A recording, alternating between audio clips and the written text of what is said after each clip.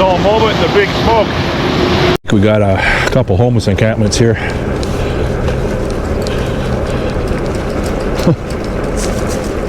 Wow, that was an elaborate one. So a guy back there, I was just coming across a jogger, and he had a dog, and he had it off the leash.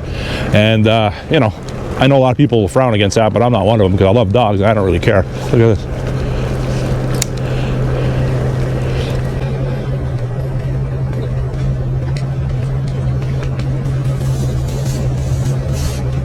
So check this place out.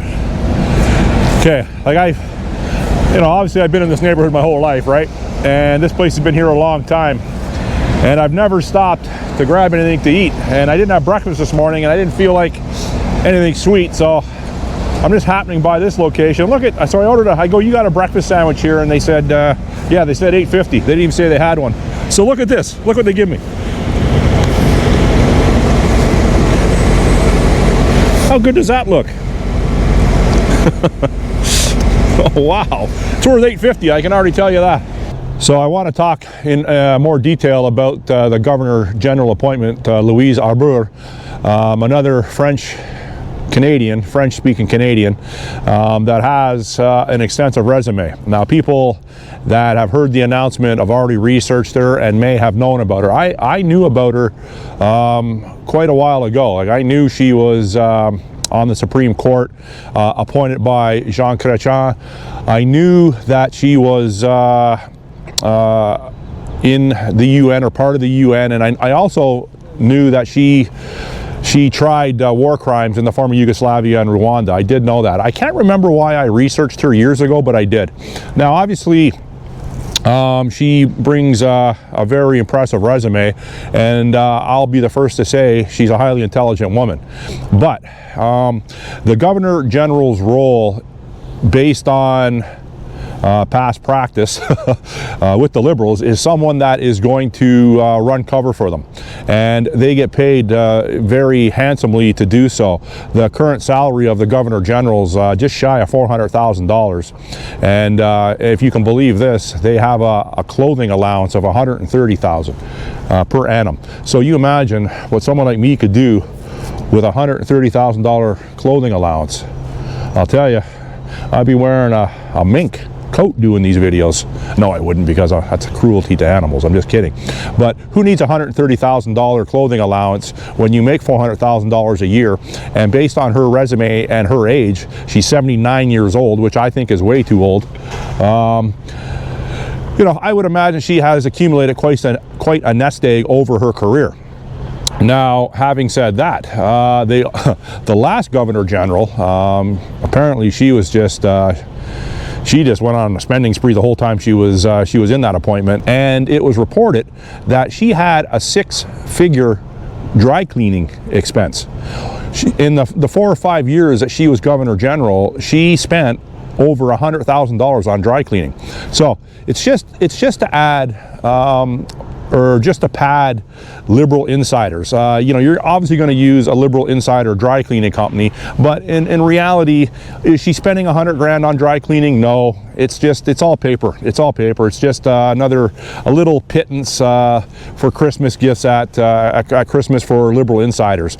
There's no way you're spending $100 grand on dry cleaning. When I was in the corporate world, I did get all my clothes dry cleaned. I didn't wash my suit pants or any of my dress shirts. I didn't for years, and I would spend, you know, $100 a week on dry cleaning, so that's $400 a month. You know what I mean? And this was a very good dry cleaner, and it was, you know, I guess, you know, that was years ago. I would imagine that's probably doubled by now. But even if you're doing $200 a week in dry cleaning, and maybe $300 a week, so what are you at? Well, it does add up. I understand that, but anyhow. It's ridiculous. That's what I'm trying to get at. I understand dry cleaning is expensive, but come on. But anyhow, the role of Governor General, in my estimation, it obviously is not needed. It is the direct line of communication from the Government of Canada to King Charles. Now, King Charles and Mark Carney are one of the same. King Charles identifies as European, as does Mark Carney. And they are all part of the same green new scam mindset. They are net zero terrorists, which means they are using this climate activism as a way to have another grift. And I would say that Louise Arbour is of that same mindset. I know she is affiliated with the World Economic Forum. She's been to the World Economic Forum. It's on video. She's done seminars at the World Economic Forum. And she is pro-immigration. Now, I'm pro-immigration as well, okay? I'm pro-immigration that is going to benefit this country. I'm not pro-immigration for the sake of keeping the Liberals in power and to collapse our infrastructures. And that's what the Liberals are doing.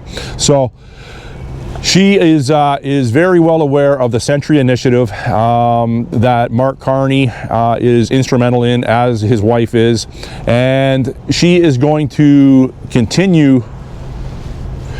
She is going to continue with that same mindset. So, right now we obviously have an immigration problem. The Liberals have allowed the immigration to get out of hand. We can't track down people that are not supposed to be in the country. I believe 153,000 foreign or international students are mandated to leave the country right now, and they haven't left, and 21,000 of them have filed for asylum.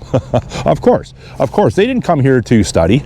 These colleges that these people paid to go to, they're in storefronts. They are in buildings that are only there in name. They don't even attend these schools. It's like the Minnesota daycare Leering Center fraud. They are just set up as a way to bring in immigration and as a way to pump money through these locations. That's all this is. It's a giant grift. And you know, I've been saying it in my last video after video, it's the same thing, because it's all the same scam, whether it be in the States, whether it be in Canada, whether it be in other G7 countries or Western democratic countries. They're all doing the same grift because it's very successful. And they appoint people like Louise Arbour that are going to go along with that.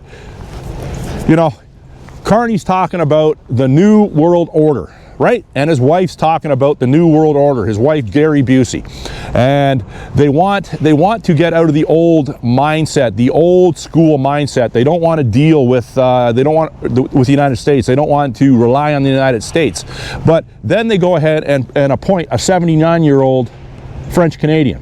Now, I'm telling you, I don't want anything to do with that province of Quebec, okay? They don't want anything to do with English-speaking people.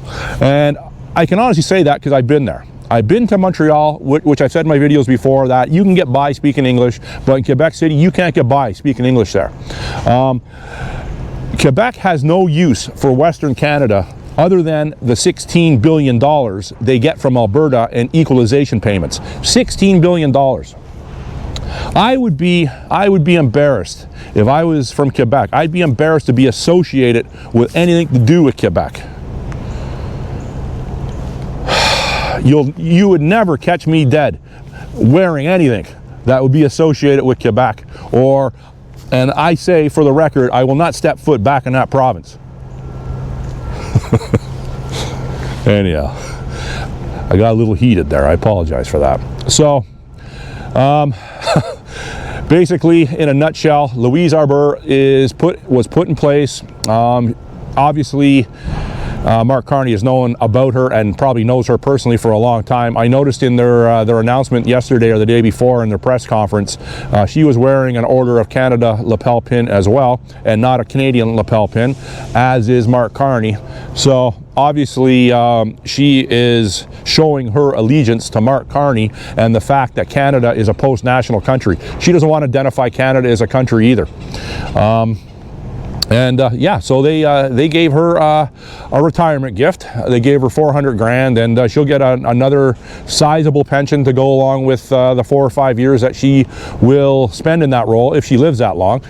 You know, she is quite elderly, and yeah, and all the other perks. Will she max out the $130,000 in clothing allowance? I would imagine she will, and maybe she will spend $200,000 on dry cleaning bills during her term. And also, one last thing I'd like to add too, the Governor General's budget per year is $36 million. That includes her travel and security, and you know, she doesn't have to reach in her pocket for anything. Like, I just reach in my pocket for an $8.50 breakfast sandwich, which looks very good. I haven't eaten it yet, and you know, she'll never have to do that. That's for sure. That's all on us, man. They don't have to worry about groceries. She has Rideau Hall to live in. She has accommodations. I would imagine it's a nice mansion. I don't recall ever laying eyes on it, but maybe I have. I think I have, actually. I've been through Ottawa quite extensively. But anyhow, you got anything to add to the video? Leave it in the comment section. Thanks for watching. Bye.